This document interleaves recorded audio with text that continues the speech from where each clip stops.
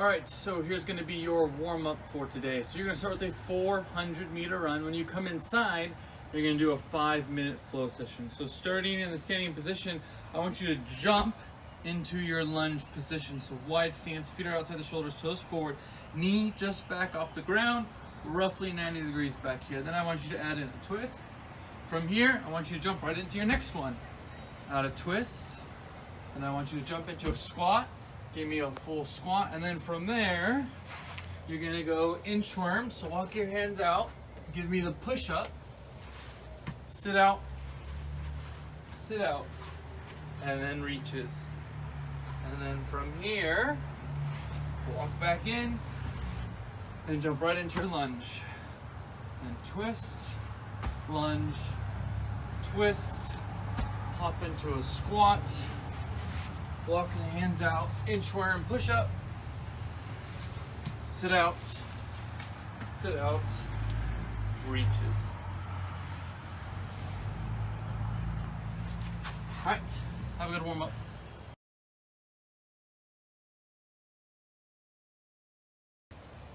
Here is your strength for the day. So 4 rounds, and it's superset, meaning you'll do one exercise right into the next, and then you're gonna take your rest, and it's rest is needed. So you have 24 overhead walking lunges. So take something up overhead and you're lunging for 24 reps. Just like in the warm-up, wide stance on that lunge. So the feet should be stepping to the outside of the shoulders or train tracks from an athletic position. Knee just off the ground, 90 degrees on this back angle here. You need to be staying tight to that midsection even while overhead. Try not to arch through your lower back, so shorten the rib cage, stay tight, straight arms up overhead. So 24. Then you immediately go into jumping lunges. So find that wide stance. I suggest you start there. Now, you can go loaded or not loaded. You can hold right here, or you can hold dumbbells at your side. If you hold them at your side, don't let them pull you forward and put all your weight here. Make sure you're staying center bound. So you should be directly in the center, but equal amount of weight between both legs, so you can use both legs to jump you out of that position into the next one. So make sure they don't pull you forward.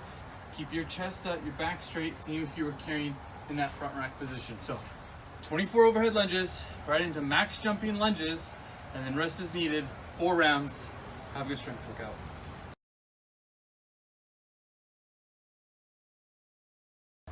All right, WOD time. So you have 6 rounds to complete for time.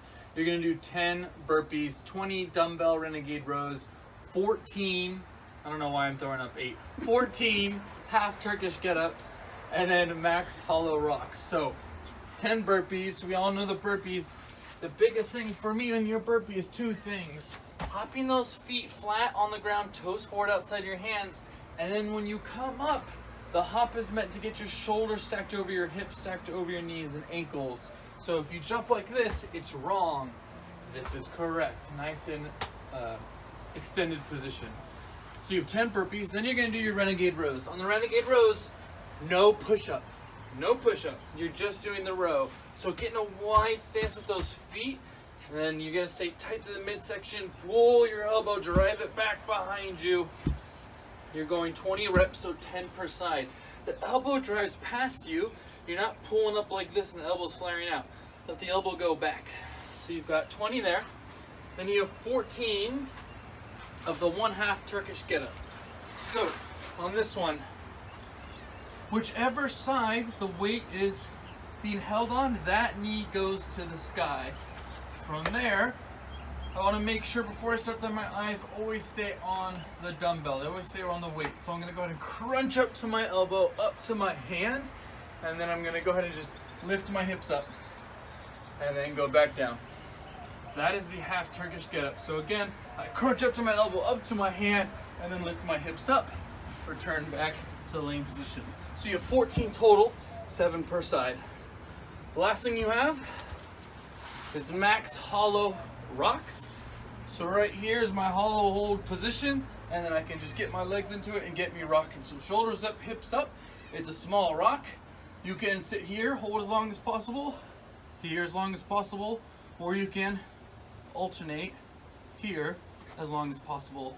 Oh, and there's my training partner. Hi, Kiki. But that's all you got. 6 rounds. Have a good WOD.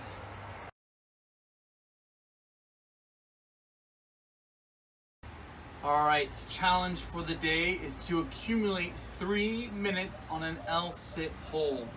So you're gonna need something to get you off the ground. These yoga blocks work just perfect for me on their side. Essentially what's gonna happen is I'm gonna press up and through the ground. My chest will be active, but so will be my lats. So I'm really pressing through the ground. I'm getting hollow through my midsection. So I'm tightening through here. My feet will be together. You can either dorsiflex or you can point your toes, but they're together and the legs are locked out. So I'm holding here. Every time I drop like so, I'm gonna get up and I'm gonna do max tuck jump. So I'm jumping for height, getting my knees tucked to my chest, and I wanna be springing off my toes. So I don't want my heels to ever land on the ground. So springing just like you would with single unders or double unders, and then you're tucking those knees up at the top. So hold as long as you can. Kiki's messing up the camera, lady. All right, back on here. So hold as long as you can. When you fail, then you can go into max tuck jumps, and then rest is needed before you start to accumulate that 3 minutes again. So a couple of things, if you don't have the full out, what you can do is accumulate like a more of a knee tuck. So I'm just tucking my knees into my chest. If that's a little too easy for you and you kind of need a little bit more but not quite the legs out, that's when you go into extend, switch, switch. This might be too low for some of you. You might need 2 chairs. Cinder blocks we got right here. 2 of those would work really nicely. You can also hang. So watch out, Kiki. If you've got a spot to hang, you can go ahead and grab a hold, hang, and then you're gonna do a knee tuck that way. All right, have a good challenge workout.